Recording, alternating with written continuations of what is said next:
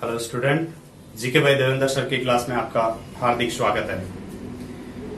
हमने अब तक इंडियन हिस्ट्री के बारे में कुछ एक जो वीडियो है उनमें हमने अध्ययन किया। आज हम राजस्थान जो हिस्ट्री है उसके सभी टॉपिक के बारे में टू द पॉइंट अध्ययन करने जा रहे हैं। सभी स्टूडेंट ये भी जानते हैं कि जब हम तैयारी करते हैं तो मैटर बहुत सारा होता है।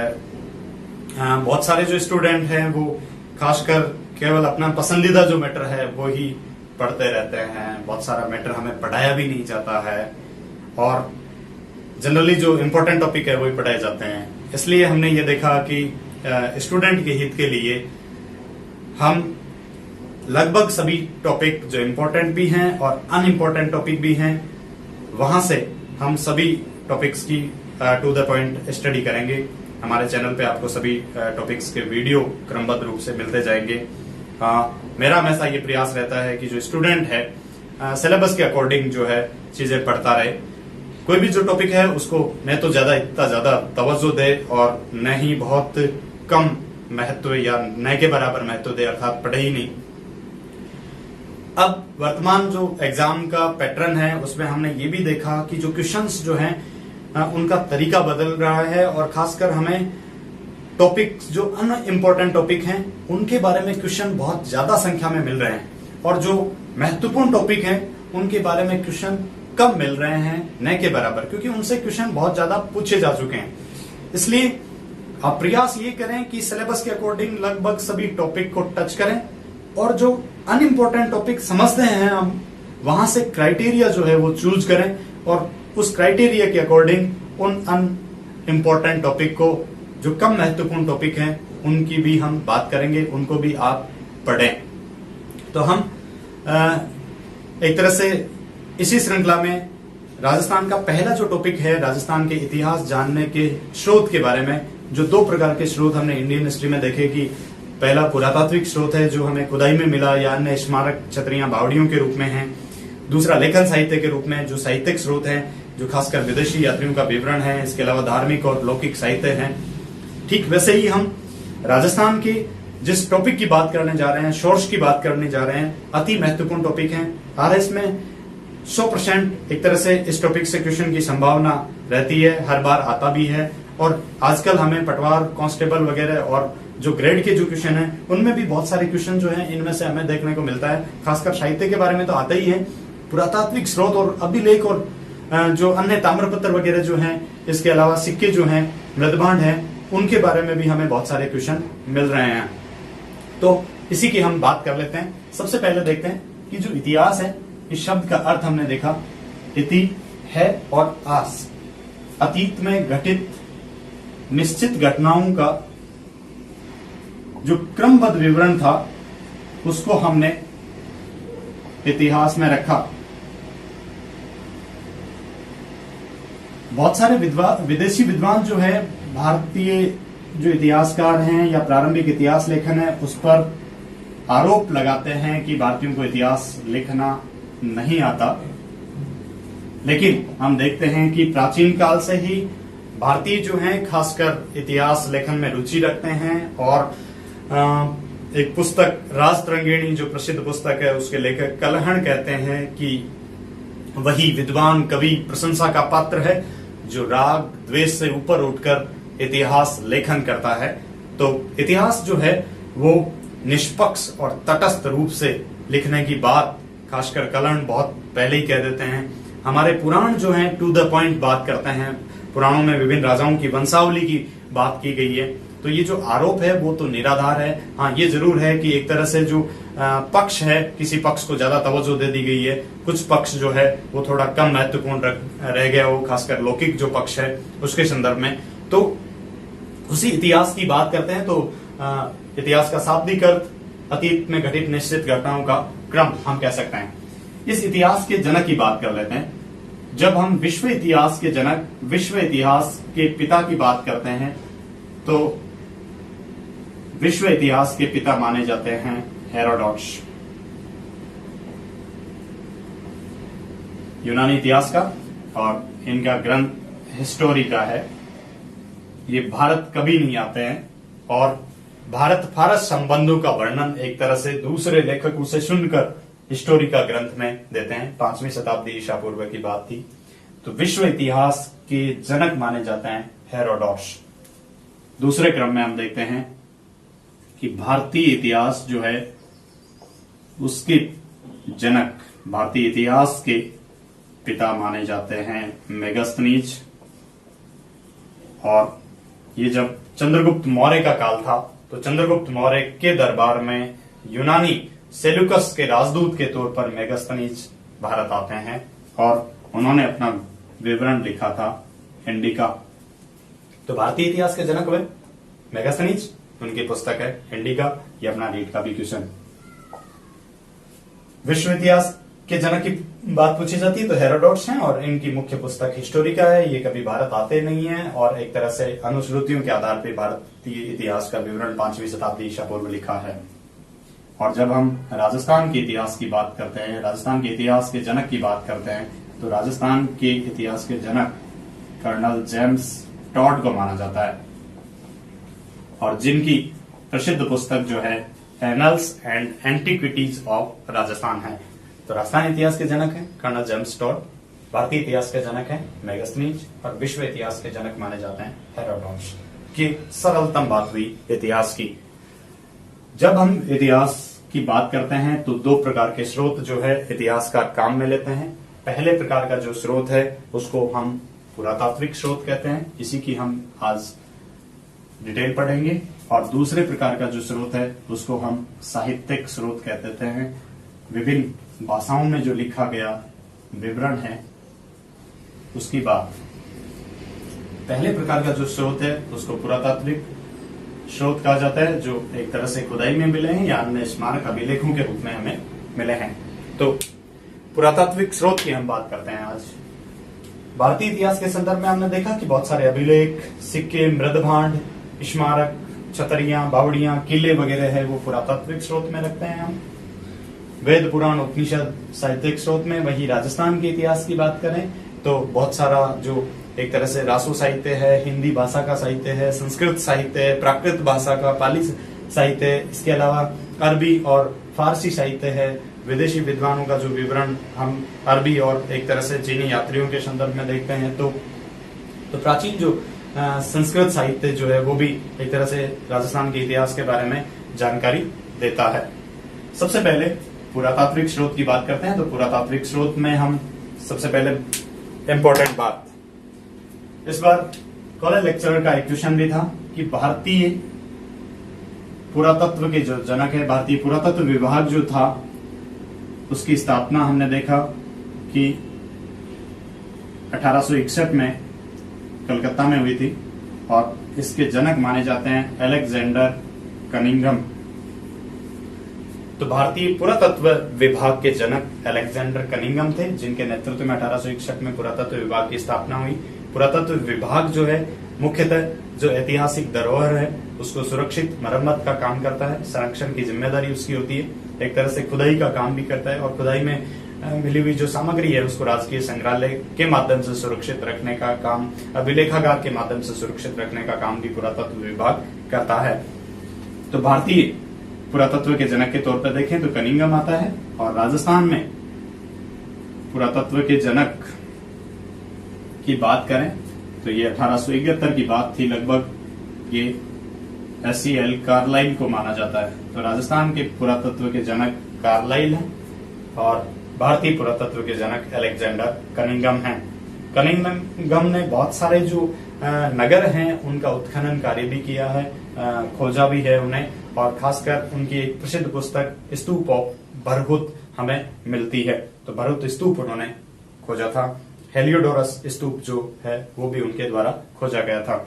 जैसे हमने इतिहास के जनक की बात करी तो हेरोडोटस, भारतीय इतिहास के मेगास्थनीज और राजस्थान के इतिहास के जनक कर्नल जेम्स टॉड। पुरातत्व की बात है तो भारतीय पुरातत्व विभाग के जनक हो गए कनिंघम और राजस्थान पुरातत्व विभाग के जनक माने जाते हैं कार्लाइल को। और आगे बढ़ते हैं और पुरातत्व की बात डिटेल से करते हैं। जहां पुरातत्व जो है उसमें मुख्य रूप से हम राजस्थान के पुरातात्विक स्रोतों में पढ़ेंगे अभिलेख, ताम्रपत्र, सिक्के, मृदभांड और अन्य जो स्मारक हैं, ऐतिहासिक स्मारक, उनकी हम बात करेंगे। पुरातात्विक स्रोत में सबसे पहले अभिलेखों के बारे में और बाद में ताम्रपत्र। अभिलेख जो है वो मुख्य रूप से हम देखते हैं कि किसी शिला, किसी स्तंभ, किसी पाषाण पट्टिका पर जो किसी राजा, वंश और उसकी उपलब्धियों के बारे में विवरण हमें मिलता है।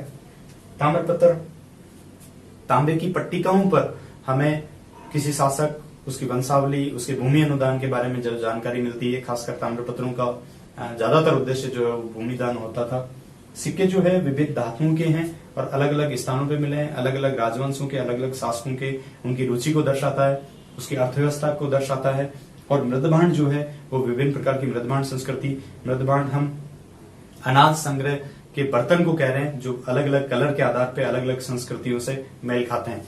इनकी हम डिटेल क्रमशः पढ़ेंगे पुरातात्विक स्रोत में। पहला इंपॉर्टेंट टॉपिक है, अक्सर छोड़ दिया जाता है, लेकिन हम टू द पॉइंट सभी इंपॉर्टेंट जो चीजें हैं उनको क्रमबद्ध रूप से व्याख्यायित करते जाएंगे, ताकि जो स्टूडेंट है वो एक तरह से अधिक लाभ प्राप्त कर सके और उसके सारे के सारे क्वेरी जो है वो सॉल्व हो सके, ताकि उसका जो सिलेक्शन है उसका प्रतिशत बढ़े और अपना जो स्कोर है वो भी वो अच्छा करे। क्योंकि जब इन टॉपिक्स को पढ़ाया ही नहीं जाता है तब स्टूडेंट भी वहां कहीं न कहीं गलती कर देता है और उसकी भी पहुंच नहीं हो पाती। मेरा ये प्रयास रहेगा कि मैं आपकी पहुंच हर टॉपिक तक बढ़ा दूं। सबसे पहले हम बात करेंगे अभिलेखों की। तो अभिलेख जो है इसका अध्ययन एपिग्राफी कहलाता है। इसको पूरा लेखा शास्त्र भी कह देते हैं। इसका मतलब हुआ विज्ञान की वह शाखा जिसमें अभिलेखों का अध्ययन किया जाता है, एपिग्राफी या पूरा लेख शास्त्र कहलाती है। ये जो अभिलेख हैं वो शिलाओं पे हो सकते हैं, शिलालेख कह सकते हैं। ये स्तंभों पे हो सकते हैं, जैसे मौर्यकालीन स्तंभ लेख कह सकते हैं। ये गुफाओं में हो सकते हैं, उनको हम गुफा लेख भी कह सकते हैं, और भी अनेक प्रकार के अभिलेख जो है मुख्य रूप से एक तरह से शिला, स्तंभ और गुफा के साथ साथ विभिन्न पत्थरों पर भी, पाषाणों पर भी, स्मारकों, उनके बारे में, खासकर किसी शासक, किसी राजवंश, उसकी उपाधियों, उसकी उपलब्धियों, सैन्य विजयों, नियम, उपनियम, इसके अलावा सामाजिक, आर्थिक, राजनीतिक जानकारी देने वाले मुख्य स्रोत हैं। इसी अभिलेख में इस बार नेट का क्वेश्चन था कि प्रशस्ति जो है उसका शाब्दिक अर्थ पूछा गया था। तो इस अभिलेख को ही हम प्रशस्ति कह सकते हैं। जब जनरल जानकारी देता है कोई भी शिलालेख, स्तंभलेख, अभिलेख, तो वो अभिलेख है। और जब किसी एक व्यक्ति विशेष की उपलब्धियों या किसी शासक की प्रशंसा में लिखा गया लेख है तो वो प्रशस्ति कहलाता है। अर्थात प्रशस्ति का शाब्दिक अर्थ पूछा गया था तो हम कीवर्ड यहां पर ये रख सकते हैं, राजा की प्रशंसा या राज प्रशंसा।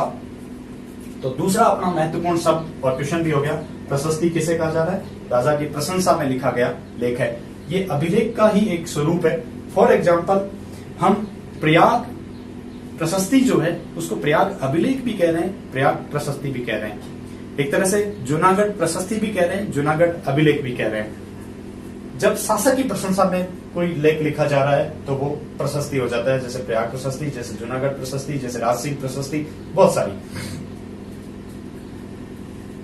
सिक्कों के बारे में एक जनरल सा क्वेश्चन, न्यूमिस्मेटिक्स अर्थात विज्ञान की वह शाखा जिसमें सिक्कों का अध्ययन किया जाता है उसे मुद्रा शास्त्र या न्यूमिस्मेटिक्स कहा जाता है। मृदभांड जो है इसके बारे में हम बाद में डिटेल से बात करेंगे। इसको पुरातत्व की वर्णमाला कहा जाता है। और ताम्रपत्र जो है यहां से अक्सर पूछा जाने वाला कीवर्ड भूमि अनुदान रहेगा। तो हम जनरल एक तरह से जब ये सुमेलित करना क्वेश्चन हो तब हम कह सकते हैं अलग अलग पूछा जाए। प्रशस्ति राजा की प्रशंसा में लिखा गया लेख है, अभिलेख सामान्य जानकारी दे रहा है, एपिग्राफी है। और ताम्रपत्र 99% उनका उद्देश्य भूमि अनुदान ही होता है। सिक्के जो हैं उनका अध्ययन न्यूमिस्मेटिक्स कहलाता है। मृदभांड को पुरातत्व की वर्णमाला कहा जाता है। अब हम क्रमशः पुरातत्व में सबसे पहला अभिलेख का जो पार्ट है वो लेते हैं और कुछ अभिलेखों की आज बात करते हैं। सबसे पहले राजस्थान के इतिहास में अभिलेख की बात करें तो सबसे महत्वपूर्ण, सबसे इंपॉर्टेंट गोसुंडी अभिलेख। गोसुंडी अभिलेख जो है वो चित्तौड़गढ़ से मिला है और दूसरी शताब्दी ईसा पूर्व का है। RS प्री का भी ये क्वेश्चन था। गोसुंडी अभिलेख के जो एक तरह से खोज करता है डॉक्टर DR भंडारकर हैं। इन्हें देवदत्त रामकृष्ण भंडारकर भी कहा जाता है और खासकर हम जब मौर्य काल की बात करते हैं तो मौर्य काल में अभिलेखों के आधार पे इतिहास लिखने वाले विद्वान भी DR भंडारकर थे। तो इन्होंने एक तरह से इसको प्रकाशित किया था गोसुंडी अभिलेख को। गोसुंडी अभिलेख जो है उसमें हमें सबसे इंपॉर्टेंट बात ये मिलती है कि एक गज वंश का राजा है जिसका नाम सर्वतात, इसके द्वारा किए जाने वाले अश्वमेध यज्ञ का उल्लेख इसमें मिलता है। हालांकि ये बात बहुत कम बार पूछी जाती है। अश्वमेध यज्ञ में हमने देखा कि साम्राज्य विस्तार के लिए राजा जो है जो यज्ञ करता था अश्वमेध यज्ञ कहलाता था। सबसे खर्चीले यज्ञों में से एक था, सबसे महत्वपूर्ण यज्ञ भी था अश्वमेध यज्ञ। जैसे पुष्यमित्र शुंग पहले शासक थे जिन्होंने अश्वमेध यज्ञ किया था प्राचीन काल में हम देखते हैं तो, और आधुनिक काल में सवाई जयसिंह सबसे अंतिम राजा हैं, शासक हैं जिन्होंने अश्वमेध यज्ञ संपन्न किया था।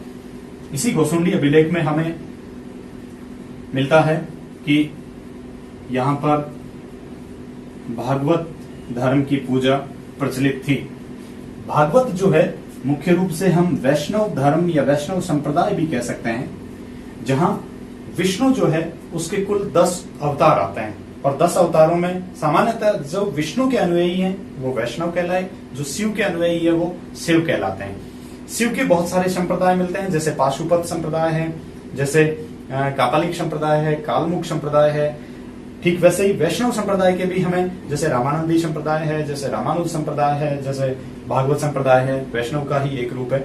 तो विष्णु के उपासक तो क्रमशः वैष्णव कहलाए, लेकिन विष्णु के ही एक अवतार कृष्ण और मुख्य ग्रंथ भगवत गीता, भगवत गीता के अनुयायी कृष्ण के उपासक जो हैं वो भागवत कहलाते हैं। तो भागवत धर्म की पूजा के बारे में भी जानकारी देने का महत्वपूर्ण स्रोत है। सबसे प्राचीनतम स्रोत भी हम कह सकते हैं कि भागवत धर्म के बारे में जानकारी देता है और कुछ जो उपास्य देवता है उनके बारे में, तो वासुदेव कृष्ण और संकर्षण की उपासना जो है उसके बारे में हमें जानकारी देने वाला स्रोत भी ये गोसुंडी शिलालेख है। और हम ये भी देखते हैं कि दूसरी शताब्दी ईसा पूर्व में पाशुपत जो भागवत संप्रदाय है वो एक तरह से राजस्थान में प्रचलन में आता है। चित्तौड़गढ़ से मिला है, प्राचीनतम अभिलेखों में से एक है, 200 ईसा पूर्व का है और भंडारकर द्वारा प्रकाशित किया गया था। गोसुंडी अभिलेख के बाद हम बात करते हैं कि चित्तौड़ में ही एक अन्य अभिलेख, प्राचीन अभिलेखों में से एक नगरी अभिलेख है और खासकर माध्यमिका जो है उसको नगरी भी कहा जाता है, जहां पर हमें यूनानी आक्रमण के बारे में उल्लेख मिलता है। जब जनपद काल की हम बात करते हैं तो नगरी अभिलेख जो है वो चित्तौड़ में है और ये हमें विष्णु पूजा के बारे में जानकारी देने वाला प्राचीनतम अभिलेख है।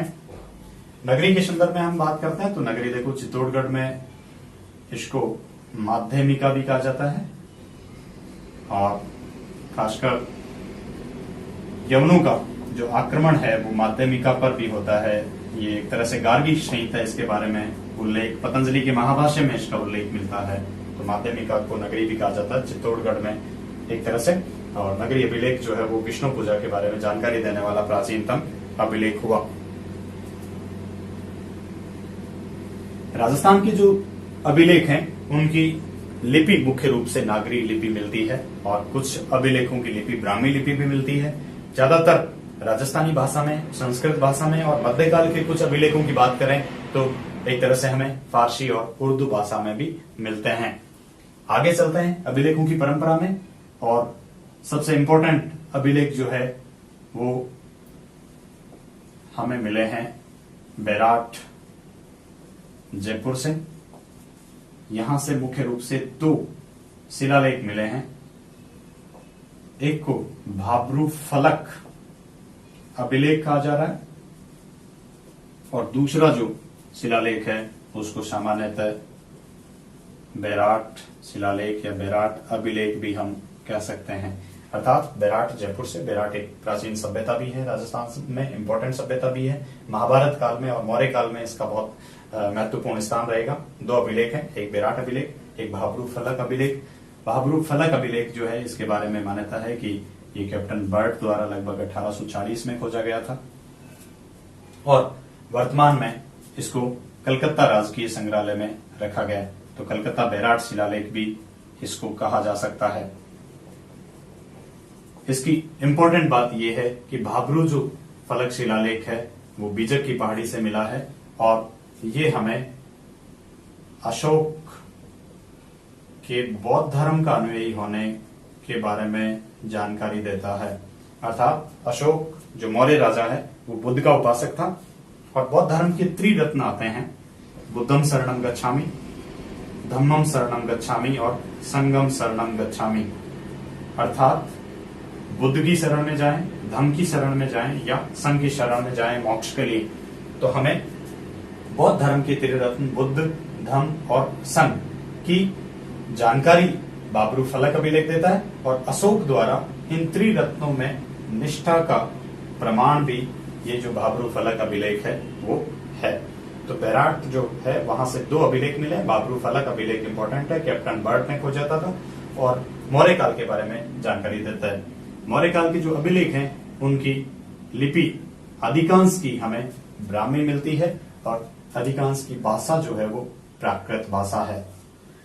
बैराट सभ्यता के बारे में हम बात करेंगे तब और ज्यादा हम इसके बारे में डिटेल लिखेंगे।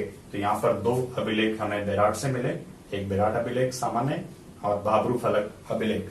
ये प्राचीनतम अभिलेखों में से एक है। जो मौर्य काल की बात करें तो मौर्य काल का काल जो है वो लगभग 2री से 3री शताब्दी ईसा पूर्व माना जाता है।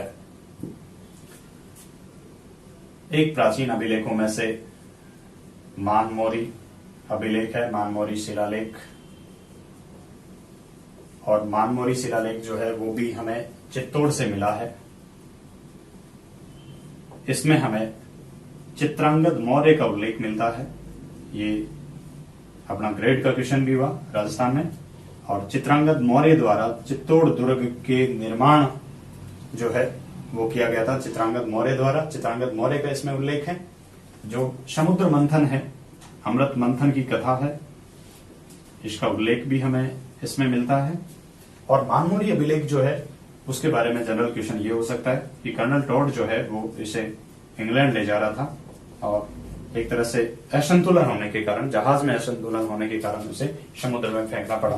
तो ये समुद्र में फेंका गया था इस अभिलेख को। अमृत मंथन के बारे में क्वेश्चन पूछा जा सकता है, चित्रांगद मौर्य के बारे में। और इसी चित्तौड़ के आसपास जो मौर्य वंश है वो हम चंद्रगुप्त और अशोक मौर्य की बात कर रहे हैं, वो मौर्य वंश नहीं है, ये अलग शाखा है। तो मौर्य वंश के कुछ राजाओं के नाम भी हमें मिलते हैं, जैसे महेश्वर, जैसे मान, जैसे भोज। इन राजाओं का उल्लेख हमें इस शिलालेख में मिलता है। तो मानमोरी जो शिलालेख या मानमोरी अभिलेख है वो चित्तौड़ से मिला है। चित्रांगद मौर्य का उल्लेख है। अमृत मंथन की कथा, समुद्र मंथन की कथा का उल्लेख है। इसमें मौर्य राजाओं महेश्वर, भोज और मान का उल्लेख है। वो मौर्य शाखा अलग थी जो इंडियन हिस्ट्री में पढ़ते हैं अपन। कर्नल टॉड एक तरह से इंग्लैंड ले जा रहे थे, उस समय असंतुलन के कारण इसको समुद्र में फेंक देते हैं। तो ये एक महत्वपूर्ण अभिलेख है।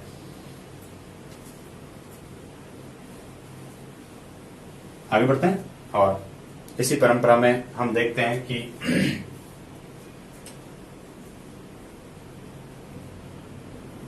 इन्हीं अभिलेखों में सबसे इंपॉर्टेंट और जिसपे बार बार क्वेश्चन भी आता रहता है, बिजोलिया अभिलेख।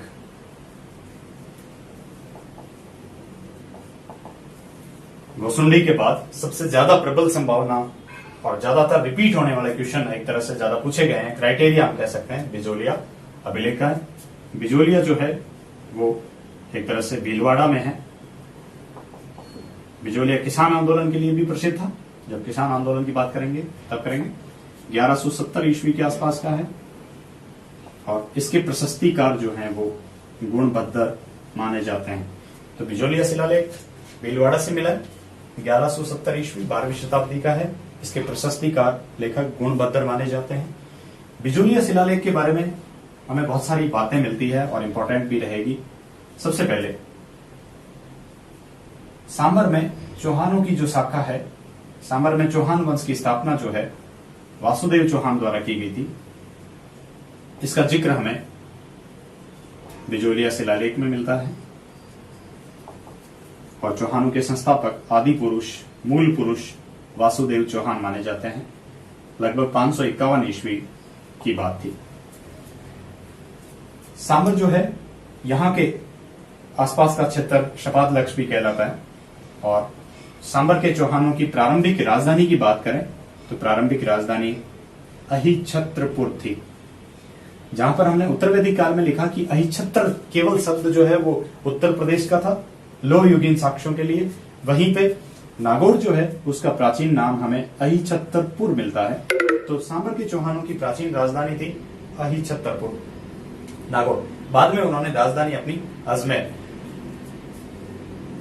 अजयराज द्वारा अजयमेरु दुर्ग स्थापित किया गया था और एक तरह से अजमेर राजधानी बनाया गया। तो अजमेर के चौहान एक तरह से सांबर के ही चौहानों की एक शाखा होगी। सांबर के ही चौहान बाद में अजमेर शिफ्ट हो जाते हैं, स्थानांतरित हो जाते हैं। तो इस शिलालेख में हमें सांबर और अजमेर के चौहानों के बारे में जानकारी मिलती है। वासुदेव द्वारा चौहान वंश की स्थापना सांबर में करवाई जाती है, इसका जिक्र मिलता है। वासुदेव द्वारा ही सांबर झील का निर्माण करवाया गया, इसके बारे में उल्लेख है। इसके साथ साथ चौहानों को वत्स गोत्र का ब्राह्मण बताया गया है। ये इंपॉर्टेंट कीवर्ड है क्वेश्चन की दृष्टि से। सांबर के चौहानों को वत्स गोत्रीय ब्राह्मण हमें बिजोलिया शिलालेख में बताया गया है। और बिजोलिया शिलालेख जो है वो हमें कुछ प्राचीन क्षेत्रों के नाम जो है वो भी अलग अलग बताता है। जैसे श्रीमाल शब्द जो है वो भीनमाल के लिए आता है। इस शिलालेख इस अभिलेख में हमें भीनमाल के लिए श्रीमाल शब्द उल्लेखित मिलता है। जालोर के लिए हमें जाबालीपुर शब्द मिलता है। नागौर के लिए हमें अहिछत्रपुर शब्द मिलता है। बयाना के लिए हमें श्रीपंथ मिलता है। तो कुछ प्राचीन क्षेत्रों के नाम बिजोलिया शिलालेख में मिलते हैं। इसके अलावा सांबर के चौहानों की और अजमेर के चौहानों की डिटेल। चौहानों को वत्स गोत्रीय ब्राह्मण बताया गया है, इसकी जानकारी हमें बिजोलिया शिलालेख देता है। 1170 ईस्वी का है, भीलवाड़ा में है। और बिजोलिया जो है एक जागीर भी थी जिसका संस्थापक हम देखते हैं कि अशोक परमार था। और यह अशोक परमार खानवा युद्ध में राणा सांगा की ओर से भाग लेता है, तो इसको जागीर दी जाती है सांगा द्वारा। प्रथम श्रेणी का ठिकाना भी था और सबसे व्यवस्थित क्रमबद्ध एवं अहिंसक आंदोलन जो है वो राजस्थान का किसान आंदोलन बिजोलिया में ही चला था। आगे बढ़ते हैं और इसी क्रम में हम बात करते हैं बिजोलिया शिलालेख के बाद रणकपुर प्रशस्ति की। रणकपुर जैन मंदिरों के लिए प्रसिद्ध है और प्रशस्ति का मतलब हो गया कि राजा की प्रशंसा में लिखा गया लेख है। 1439 ईस्वी का है। इसका प्रशस्तिकार दीपा या देपाक आता है और रणकपुर जो है वो पाली में पड़ता है, जैन मंदिरों के लिए प्रसिद्ध। रणकपुर जो प्रशस्ति है वो खासकर कुंभा के बारे में, कुंभा की विजयों या विरोधों के बारे में जानकारी देती है। रणकपुर प्रशस्ति में ही हमें जैन श्रावक भिक्षु को कह देते हैं, एक तरह से लोलाब के बारे में जानकारी देती है। इसके अलावा हमें एक तरह से गुहिल वंश के जो राजा हैं, मेवाड़ के जो गुहिल वंश के शासक हैं बप्पा, उनके बारे में भी, तो गुहिल वंश के शासकों के बारे में भी जानकारी का महत्वपूर्ण स्रोत है। तत्कालीन सामाजिक और आर्थिक व्यवस्था के बारे में भी ये जानकारी देने का मुख्य स्रोत है। तो कुंभा के संदर्भ में हमें पूछा जा सकता है। इसका प्रशस्ति का दीपा या देपाक हमें पूछा जा सकता है। पाली में स्थित है, रणकपुर जैन मंदिरों के लिए प्रसिद्ध है। जब हम स्थापत्य की बात करेंगे तब इसकी डिटेल लिखेंगे। 1439 कुंभा का काल हुआ, जो 1439 ईस्वी की है। प्रशस्ति है, तो प्रशस्ति मतलब राजा की प्रशंसा में लिखा गया लेख हो गया। गुहिल वंशीय शासकों के बारे में मुख्य रूप से, और तत्कालीन सामाजिक और आर्थिक व्यवस्था के बारे में जानकारी देने वाला मुख्य स्रोत हो गया। आगे बढ़ते हैं, और अति महत्वपूर्ण में से भी एक, और क्वेश्चन की दृष्टि से भी हमें मुख्य रूप से ये क्राइटेरिया मिलता है। तो कीर्ति स्तंभ प्रशस्ति, फिर से प्रशस्ति मतलब राजा की प्रशंसा में, मुख्य रूप से कुंभा की प्रशंसा में लिखा गया लेख हो गया। 1460 ईस्वी का है कीर्ति स्तंभ प्रशस्ति। ये एक तरह से विजय स्तंभ भी था, कुंभा द्वारा अपनी विजय के एक तरह से प्रतीक रूप में बनवाई गई इमारत। भारतीय मूर्तिकला का खजाना भी इसको कह देते हैं, चित्तौड़गढ़ में स्थित है। और कीर्ति स्तंभ प्रशस्ति जो है, इसके प्रशस्तिकार मिलते हैं हमें महेश भट्ट। इसमें इंपॉर्टेंट बात, जब प्रशस्ति है तो सीधी सी बात यह है कि कुंभा की विजयों और विरोधों, उपाधियों के बारे में जानकारी देने वाला मुख्य अभिलेख है। कुंभा द्वारा मालवा और गुजरात की संयुक्त सेना को पराजित करने के उपलक्ष्य में कीर्ति स्तंभ बनाने के संदर्भ में हमें जानकारी मिलती है। मालवा और गुजरात की संयुक्त सेना को पराजित किया गया। लगभग 15वीं शताब्दी के हमें तत्कालीन सामाजिक, राजनीतिक और आर्थिक जानकारी भी हमें इस शिलालेख के माध्यम से मिलती है। एक तरह से राजस्थान स्थापत्य का जनक हम कुंभा को मानते हैं, तो कुंभा के बहुत सारे विरोध भी आते हैं, और उन विरोधों का, उपाधियों का हमें इसी में जिक्र मिलता है। नए नए प्रयोग करने के कारण कुंभा को अभिनव भट्टाचार्य या एक तरह से संगीतज्ञ के संदर्भ में भी कह दिया जाता है। इसके अलावा हाल गुरु, छाप गुरु, छापामार युद्ध पद्धति में दक्ष होने के कारण सेल गुरु, हिंदू सुल्तान, तो बहुत सारी कुंभा की उपाधियां, विरुद्ध जो है हमें कीर्ति स्तंभ प्रशस्ति में मिलते हैं। और कुंभा द्वारा लिखित कुछ पुस्तकें जो है, जैसे संगीत राज, संगीत मीमांसा, गीत गोविंद पर टीका, रसिक प्रिया पर टीका, इनका उल्लेख भी हमें इस प्रशस्ति में मिलता है। तो हमें जब भी क्वेश्चन पूछा जाता है, जनरली कुंभा के संदर्भ में ही पूछा जाता है। कुंभा की विजयों के बारे में, मेवाड़ के गुहिलों की उपलब्धियों के बारे में भी हो गया। कुंभा द्वारा मालवा और गुजरात की संयुक्त सेना को पराजित करने के बारे में, 15वीं शताब्दी में सामाजिक, राजनीतिक, आर्थिक व्यवस्था के बारे में जानकारी देती है। कुंभा द्वारा लिखे गए कुछ ग्रंथों, संगीत राज, संगीत मीमान, गीत गोविंद पर टीका, रसिक प्रिया पर टीका, इसकी जानकारी देता है। कुंभा द्वारा बहुत सारे विरोध धारण किए गए, खासकर अभिनव भट्टाचार्य, हाल गुरु, छाप गुरु, सेल गुरु और हिंदू सुल्तान, इनकी हमें जानकारी मिलती है। अगले वीडियो में हम क्रमशः इन अभिलेखों को आगे बढ़ाएंगे। फिर तत्पश्चात हम ताम्रपत्रों की, सिक्कों की बात करेंगे, और इसी श्रृंखला में हम क्रमबद्ध रूप से साहित्यिक और बाद में सभ्यता के संदर्भ में अपने लगातार जो वीडियो हैं वो अपलोड करते रहेंगे सभी स्टूडेंट्स के लिए। तो हमारे चैनल को सब्सक्राइब करें, वीडियो का लाइक एंड शेयर करना नहीं भूलें, और खासकर रीट, पटवार और कांस्टेबल के बच्चे जो हैं वो वीडियो को ध्यान से देखें, पूरा देखें और आनंद उठाएं, और स्कोर जो है वो सर्वश्रेष्ठ उठाएं। धन्यवाद।